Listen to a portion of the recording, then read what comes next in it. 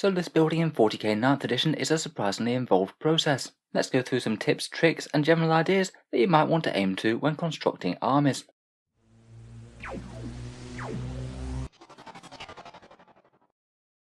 Hello and welcome back to Auspex Tactics, the strategy focused 40k channel, where we're all about getting the most out of our miniatures on the tabletop. In today's video I wanted to run through a whole bunch of ideas about army list construction, certainly something that can give you an enormous edge in the game. But there really are quite a lot of things that you can go for when you're trying to build an army, and a ton of different ways that you can try and gain advantages over the enemy. In the video I thought we'd talk about planning an army list and getting down the first things in the roster, talk a bit about including units for damage, durability, objective scoring and other roles, go over a couple of nicely designed army lists that have performed well, and finish with a few closing thoughts. There's loads to cover, and hopefully I'll give you some ideas and inspiration, but I'm sure this isn't going to be any sort of exhaustive guide to the subject, and if there's anything important that you think I've missed, please let me know down in the comments. In any case, let's jump straight into it. So first of all, when planning an army list, I do recommend using Battlescribe, or potentially even the 40k app's army building thing. I think it can just be quite handy to see how many points you're using as you go along, and it saves you doing too much mental math, adding up and subtracting units as you take them in and out. Battlescribe is completely free, the Warhammer app you'd have to subscribe to. Both of them can have a few bugs, probably the Warhammer app more so than Battlescribe. I must admit I still do quite like writing them out in a Word document or paper and just adding and subtracting the numbers.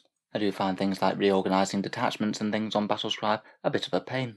In general though, when you're writing an army list for your faction, I generally like to start with a core idea or two that you want to make work in the list, and then build the list around that. Say you're playing Deathwatch and you want to make a trio of Redemptor Dreadnoughts work with some awesome character support. If you like the idea of an enormously haughty green tide orc army, and try and make it so the enemy doesn't have enough anti-infantry fire to kill them all. Or maybe you want to go with an absolute anvil of Deathwing Terminators slogging it up the board, tanking all fire, and then a bunch of fast moving Ravenwing bouncing around them, scoring objectives and dealing hard-hitting damage. I think it's usually best to get the core of this army down first in the roster, and then build around it for the things that you want to support it. Obviously, when you're at the planning stage, it does matter on what sort of occasion that you're building the list for. If you're theory crafting or playing Tabletop Simulator, it doesn't really matter about physical models, but if you're actually building a list for a game, say tomorrow, then of course you're going to have to bear in mind what's in your collection. Often, if you do have a fairly small pool of models available for a faction, plenty of your choices are just going to be straight auto-includes, such as I need my Eradicators as they're my only anti-tank in the Space Marine list, or I know for a fact that I'm going to be using at least one block of 20 strong Necron warriors, as they're always the anvil of my army. From there, I'd bear in mind the missions and the meta that you're playing. For example, if you know at the local gaming club that almost everyone plays Space Marines, in general it might be a good idea to take some high AP weapons, and it might depend slightly whether you're playing Eternal War missions out of the main book or the latest Grand Tournament pack, as a bunch of the secondary objectives and things are different, so it really can influence what's good or bad in the list.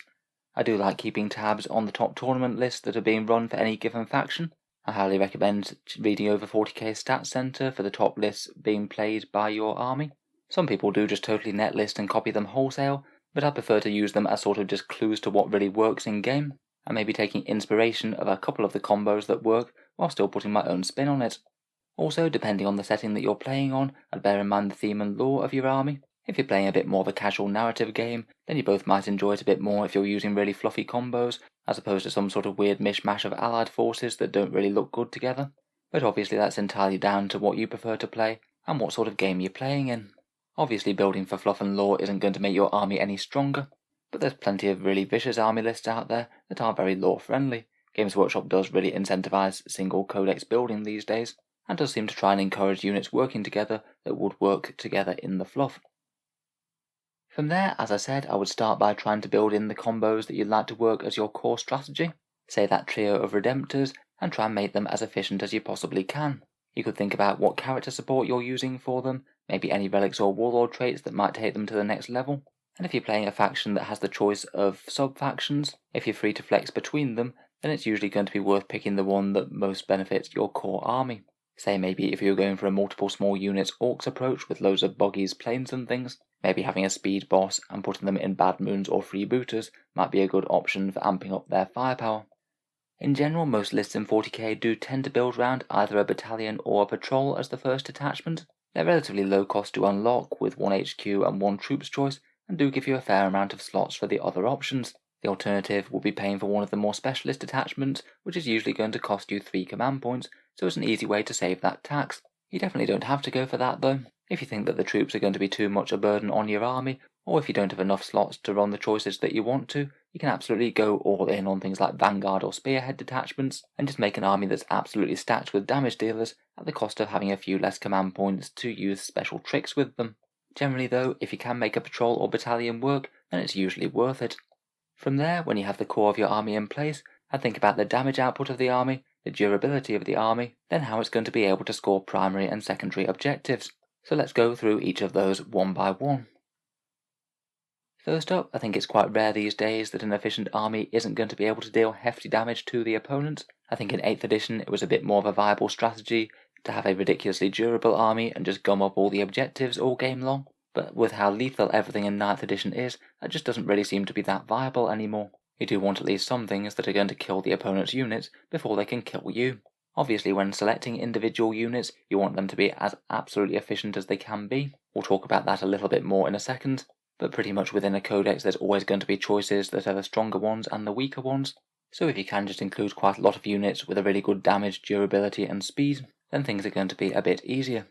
Ideally, when you think about how much damage output your list can do, you want to have a plan to deal with different armies. Just say, for example, if you are matched up against a skew list that has an absolute ton of horde bodies or has an absolute ton of armoured targets, you want to know that your list can at least do a fair amount of damage to both of those and isn't just going to have an auto loss against one.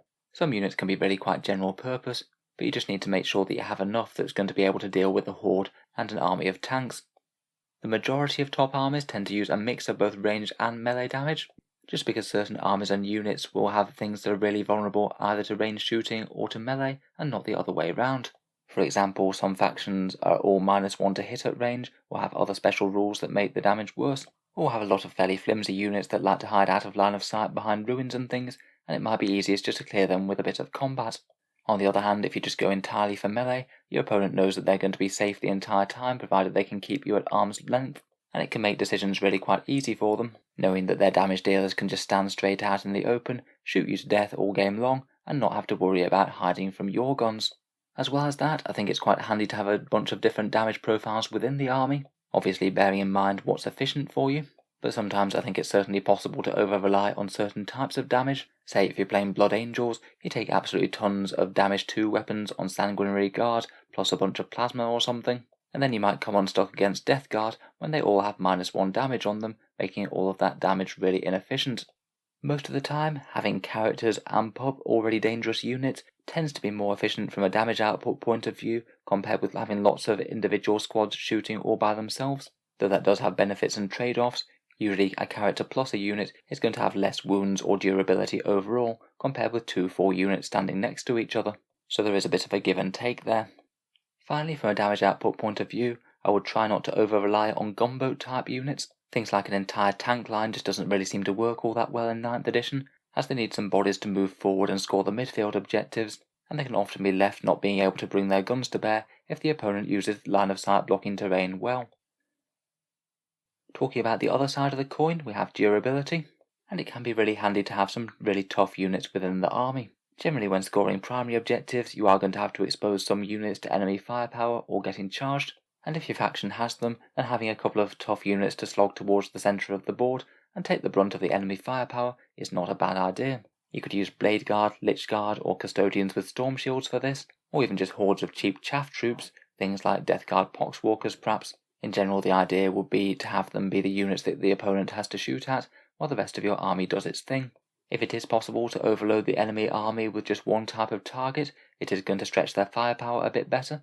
Say for example the foe might only have so many anti-tank weapons, and if you overload them with an absolute ton of targets, either vehicles or infantry, that have very high saves and multiple wounds, in theory they might only be able to kill so many of them, and their anti-infantry shots might be somewhat wasted pattering off thick armour. Potentially you could try the same with enormous hordes, though I think that works a little bit less well in 9th edition, just because anti-horde weapons tend to be quite efficient these days. Still though, it could potentially punish having too many anti-tank weapons in an army. Generally that's one of the reasons why spamming tends to be fairly efficient. Say if you've got a flyer like an Admech Archaeopter Fusilier and your opponent really thinks it's going to do loads of damage to their army, they might just try and focus fire it down turn 1, but if they have 3 of them, they might only be able to focus down 1, and then the other 2 are free to go on a mortal wound bombing rampage. As well as just being tough in the unit's general profile though, you could have more of a plan to hide and then overwhelm the enemy. Even armies with relatively bad defensive profiles can keep themselves incredibly safe by hiding behind line of sight blocking terrain. It's a bit easier to do if you have fly or you're just incredibly fast, but a lot of armies can just aim to be entirely out of line of sight on turn 1, and then move forward sneakily so that the opponent's always fighting on their terms, and potentially then jumping out en masse to try and inflict a killing blow and overwhelm whatever firepower might be left. You could always play extremely casually this way as well, just to absolutely focus on winning the objectives and having minimum confrontation with the opponent's army all game long. When you're picking individual units, obviously you need to choose the most efficient ones, as I said before, though I think people often just get a little bit too focused on the damage output of the units and don't weigh up either how tough they are or how fast they can get to the opponent or any other mobility tricks. Sure, some units might have an absolutely spectacular damage output, but if they drop in, kill one thing, and then get removed effortlessly in return, you might still have traded out fairly badly. Just as a general principle, most competitive lists tend to run squads in their minimum size. It's generally more valuable to have more individual units on the table, as they can be 2 places at once. Maybe one could hide while the other one takes an objective or deals damage, and you can potentially waste your opponent's firepower with a bit of overkill. The main 2 reasons that I'd want to take bigger squads would be for melee. In combat you might well get hit back hard, so doing as much damage as you possibly can before the opponent gets to swing back could save you a lot of pain in return. It does mean that you often want melee units to be at some sort of critical mass, and not come in as piecemeal multiple small units that might well get interrupted against and wiped out before they get to fight. The other big reason is for any sort of 1 unit synergies that you can put on the unit. Say for example a unit of 10 Space Marines is going to get far more out of a stratagem to up their damage or a Chaplain Litany boost compared with just a 5-man squad. It could be similar with Necron Warriors and a Resurrection Orb, a Chronomancer's 5+ Invul save, or the Veil of Darkness to teleport lots of models across the board, so they could all be big draws to running a big 20-man warrior squad as opposed to just a 10-man. Again, can sometimes be interesting to look at tournament lists and things to see how people tend to use the unit that you've got your eye on.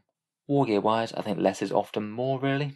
In general, newer players really like overloading their squad with lots of upgrades, some of which might be efficient, but some of which might really be a waste of points compared with just having more squads, or even just more models in your squad. Damage dealing weapons are quite nice, but bear in mind they will trade out for your regular gun, so you are losing a bit when you buy them in, and they also don't add any more durability to the unit and can maybe conflict your interests between, say, sitting on an objective or moving forward to deal more damage. I'm not saying that some special weapons or heavy weapons can't be very good, but it generally makes sense to leave most might come in handy type upgrades, unless they're incredibly cheap or they're really effective when they do come into play. If you only wind up using one piece of kit every few games, it had better do something pretty major for the points cost when you do. Next up, while trying to destroy the opponent's army as quickly and efficiently as possible, you need to be trying to score objectives at the same time. I think it's really quite a big art in list building to be able to balance between scoring both the primary and secondary objectives and also beating down your opponent's army in the damage game. Most of the time I think you'd usually want your units to be doing both damage and objective scoring at the same time, though it certainly doesn't hurt to have a few dedicated units to win the mission if they don't take up too much of the army. For primary objectives, most of the time in 40k you generally want to be moving something very tough forward onto the midfield ones, and ideally with the objective secured special rule somewhere if you've got it. Things like Space Marine Intercessors following on in the wake of their elite counterparts, or Admech Skitarii teleporting onto the objectives, dealing loads of damage then being very hard to kill with their various buffs, are both great. There's quite often ways that you can get OBSEC on units that don't normally have it in codexes these days. Things like the Space Marine Rights of War Warlord trait that provides a 6-inch bubble of OBSEC to all units is really handy. It means that characters themselves can potentially snatch objectives away, or you can apply it to durable or damage dealing units like say Blade Guard or Vanguard veterans with Storm Shields. Often even if the unit's quite a good gun platform unit or something that's mainly trying to deal damage, just having them be fairly fast so they can pile onto objectives as well is not a bad thing. You also need to just vaguely think about what's going to be holding your home field objectives. You can certainly use gun platform units, but that usually means that they're going to be exposed to enemy fire themselves, and often the best way could just be some cheap chaff troops, things that have quite a low cost, hopefully are very durable for the cost, and the last thing that your opponent really wants to be firing at when there's big damage dealers heading their way. You could go for a bit of the middle ground, say a troops unit with some fairly decent firepower to sit back, score the objective and do a little damage, or just entirely go for the cheapest option possible, maybe say some Chaos Cultist or Orc Gretchen, units that aren't actually going to melt without a significant amount of anti-infantry firepower, but don't really intend on doing any damage to the foe all game long. It can just save you a bit of points to actually put it on the units going forward. From there we move on to secondary objectives, where when you're building a list, you should absolutely have a plan for which secondary objectives you're usually going to try and pick with the army, and you should have an active plan when you make the list if your opponent's army doesn't present any easy ones that you can try and capitalize on. Again, that can be a really good advantage of having a few small units of infantry in the army, things that can deploy scramblers, raise banners, or try and get in table quarters for engage on all fronts. Say for example, including a couple of units of servitors in a Space Marine list, I often feel is really quite efficient for that. Then you're not wasting all the combat prowess of a full squad of Marines sitting around doing an action, when they could either be shooting or getting stuck into the foe. Just having a couple of chaff units like that makes it so much easier to do those kind of objectives, particularly things like retrieve Octarius data or engage on all fronts if you put them in strategic reserve. Otherwise, you could look at your biggest units in the army and think which ones could be good targets for the to the last or while we fight we stand objective, the one where you try and preserve your biggest hitting units in the army, and if your opponent doesn't kill them by the end of the game, then you get points. If your biggest units are just incredibly annoying to kill, or are units that are quite happy playing cagey for most of the game, then that could be another very easy secondary that your opponent might not be able to do too much about. Otherwise, you could maybe go for the domination secondary and try and repeatedly throw cheap obsec units onto objectives at the end of your turn. If you can keep on wresting control of the mid-board away, that can be another one that your opponent can struggle to do anything about if you keep on popping up with more units to take the objectives off them. Finally, while you're going through your plan for primaries, secondaries, damage dealing and being durable, it might also be worth sparing a thought for defending against secondary objectives, as in an ideal world you don't really want to be easily giving up the kill units type secondaries and just gifting your opponent some really easy choices. Some armies really rely on some of the choices that are easy to kill to make them work, but ideally if you can take 4 or less characters, Assassinate's not going to be all that great, and ideally you don't want to be taking 20 plus light vehicles to make bring it down really easy, or absolutely tons and tons of multiple small units for the one where your opponent just has to kill more units than you in each battle round. I think it's not the end of the world if you do give up one of these, but it could make the difference in a really close game that might have gone your way otherwise. Otherwise, there's plenty more utility that you can build into a list. Here are just a few nice to have options. You can get away without any of these, but most lists will include a fair amount of them, just as they do give powerful advantages. Having at least a few fast movers or things that can jump around the board via deep strike is nice, helps you reach primary objectives or get to grips with enemies that are cowering out of line of sight. Ignores line of sight shooting can also help with the latter. It generally costs a premium in most of the newer codexes, but if you do have a barrage weapon or two, it could make all the difference between wiping the opponent off a key primary, or just stacking damage exactly where your opponent doesn't need it to be stacked. With Thousand Suns and Grey Knights on the march, a bit of anti-psyker won't hurt too much, either with your own psykers via Deny the Witch, or other options within your faction, such as say Necron Gloom Prisms. I do feel like including a single psyker can just as much be a liability as an asset these days though. It stops you taking that Abhor the Witch secondary, which really can be quite powerful against psyker heavy armies, so there's definitely a bit of give and take there. Things that can take control of the midfield early are absolutely great as well, and really common to be included in any faction that has access to them. Things like Space Marine Infiltrators, Drukhari Mandrakes, Admech Sicarian Infiltrators, or various things that can move pre-game, such as that Necron custom tomb world that allows you to move before the game. They will generally give you a nice edge with options in a mission. You can take control of the mid-board objectives nice and early, screen your opponent's heaviest hitters from getting through to deal you damage to the main army, potentially do actions, or just go all out and deal damage, charging into your opponent's lines turn 1. A lot of these are near enough auto-include status in the armies that have them.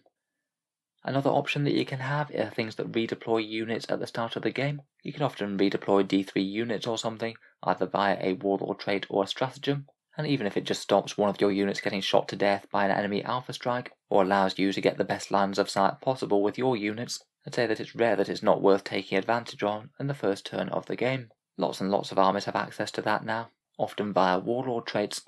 Finally, while they might not deal the most damage or necessarily be the most durable, disruption and distraction units are really quite a broad category, that while they might not necessarily win you the game, they might just stop your opponent's army from being effective. Say Admech Cerberus Raiders that move into the midfield and then are hard to charge because of their Tactica Obliqua stratagem, or could maybe go for nuisance charges to tie up enemy guns, or things like rhinos that have served their purpose to transport units into battle and now can annoyingly move, block or charge into things. Generally the cheaper these are the better. Next, a quick word with a few thoughts on characters and allies. Personally, for most armies, I think that it's not worth going too overboard on character support. Usually I think when I see people taking 6+ characters in a list that they're generally going to be losing more than they're gaining by that. Just as a general rule of thumb, I think around about 2 to 4 characters tends to work best for most armies. A lot of characters often do a reasonable amount of damage in themselves, but while they can't be targeted themselves, they don't really add much in terms of durability and just put additional pressure on your battle line units. It means that if you invest too many points in characters, you're generally taking that away from the actual units that are going to be giving and receiving damage, and even though all their buffs might be pretty spectacular, if you've got a whole gaggle of characters to support just one unit deal maximum damage, and that unit just gets shot dead, then all that value in the characters is kind of going to be wasted. In addition, it makes Assassinate a bit easier for the secondary objectives, so in general I prefer somewhere in the region of 2 to 4 characters, often maximally loaded up with warlord traits and relics, either to make them massive combat beatsticks, or to provide some really nice buffs or other advantages to the army.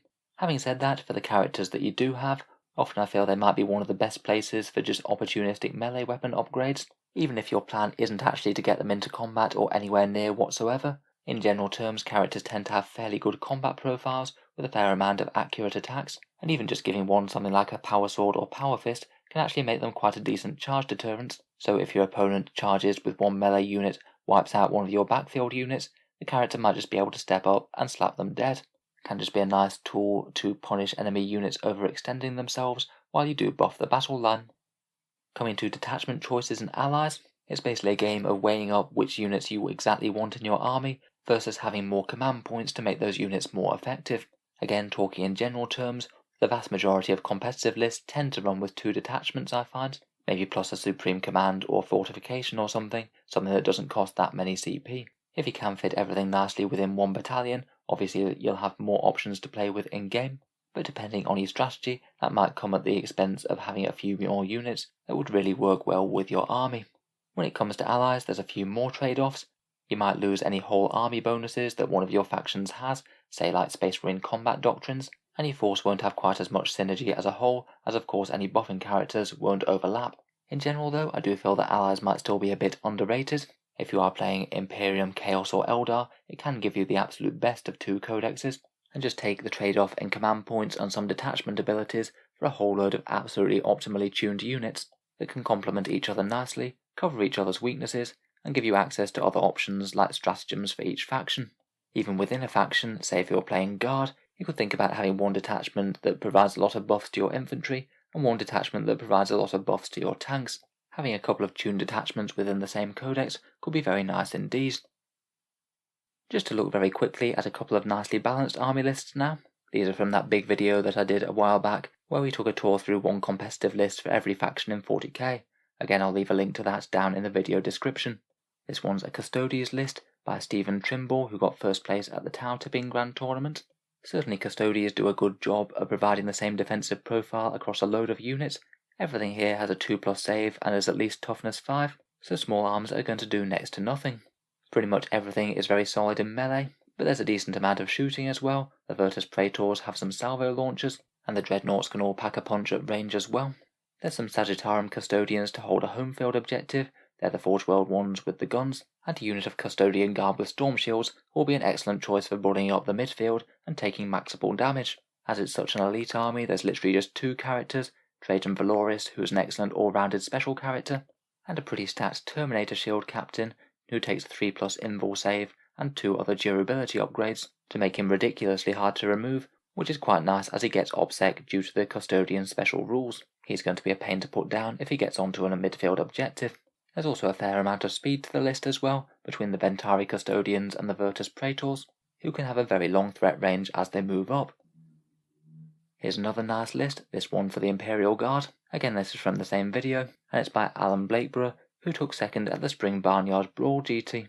This one's a Kaschan Brigade and an Iotan Gorgon's Scion Patrol. Guard are one of the few armies that can really make a brigade work, as they just have so many cheap units and might really want so many troop slots to make it worth the tax of buying some slightly underwhelming Sentinels.